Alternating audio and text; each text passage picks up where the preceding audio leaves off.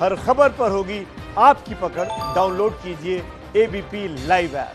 अब अगली खबर का हम रुख करेंगे। दिल्ली में दंगा पीड़ितों को कैसे मिलेगा न्याय, जब गवाहों को मिल रही है धमकी। एबीपी न्यूज के पास एक्सक्लूसिव दस्तावेज हैं जिससे यह पता चलता है कि फरवरी में भड़काए गए दंगों के पीछे तो साजिश थी ही, इसका सच छिपाने के लिए बड़े हथकंडे अपनाए जा रहे हैं। ओम प्रकाश तिवारी की एक खास रिपोर्ट आप देखिए। पहले तो दंगों की आग में दिल्ली को झोंका और अब उसके सच को खाक में मिलाने की साजिश का खुलासा एबीपी न्यूज करने जा रहा है।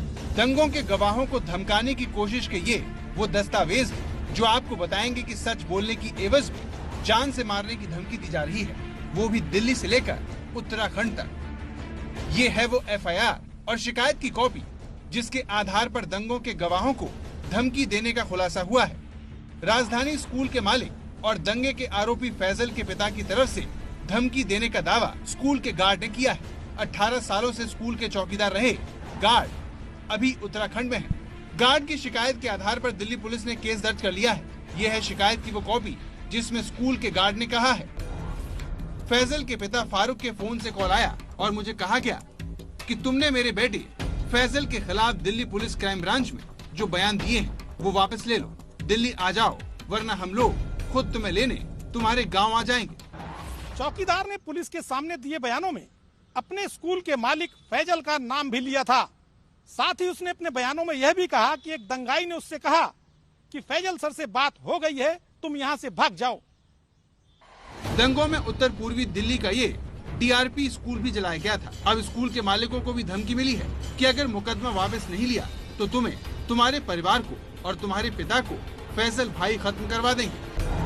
किसी अनजान का फोन आया, मुझे मुकदमा वापस लेने की धमकी दी और कहा अगर तुमने मुकदमा वापस नहीं लिया तो तुम्हें और तुम्हारे पिताजी, परिवार के सदस्यों और बिजनेस को फैजल भाई खत्म करवा देंगे।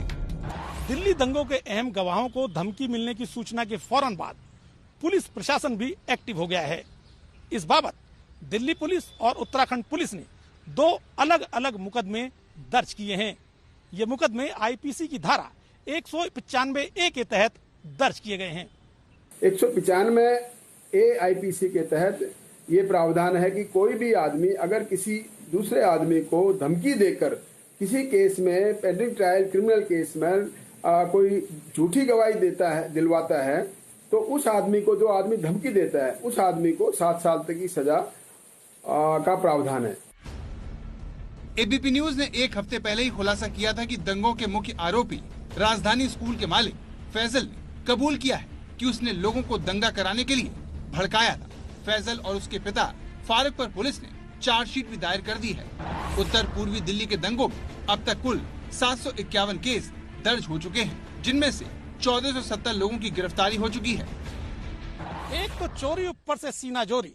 दिल्ली दंगों के अहम गवाहों को धमकी मिलने के बाद अब ये बात साबित होती जा रही है कि इस दंगे के तार बेहद अहम और प्रभावशाली लोगों से जुड़े हुए हैं, जो दिल्ली राजधानी में होने के बावजूद दिल्ली दंगों के अहम गवाहों को धमकाने से नहीं चूक रहे।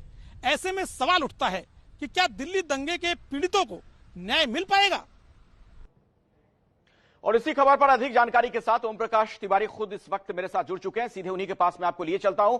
ओम प्रकाश, ये वाकई बात चौंकाने वाली है कि पहले तो सुनियोजित तरीके से दंगे और अब गवाहों को धमकी दी जा रही है। बिल्कुल अखिलेश, और ये आलम तो तब है कि जब इन दंगों के होने के बाद पुलिस प्रशासन ने स्पष्ट तौर पर निर्देश दिए गए थे कि किसी भी शख्स को केवल शिकायत के आधार पर गिरफ्तार न किया जाए। पुलिस प्रशासन ने साफ तौर पर कहा था कि जब तक सबूत सामने न आ जाएं, सबूतों को वेरीफाई न कर लिया जाए, तब तक किसी भी शख्स को गिरफ्तार न किया जाए। अभी तक पुलिस ने ये अपना रूल अपनाया भी हुआ है कि बिना सबूतों के किसी की गिरफ्तारी नहीं की गई है।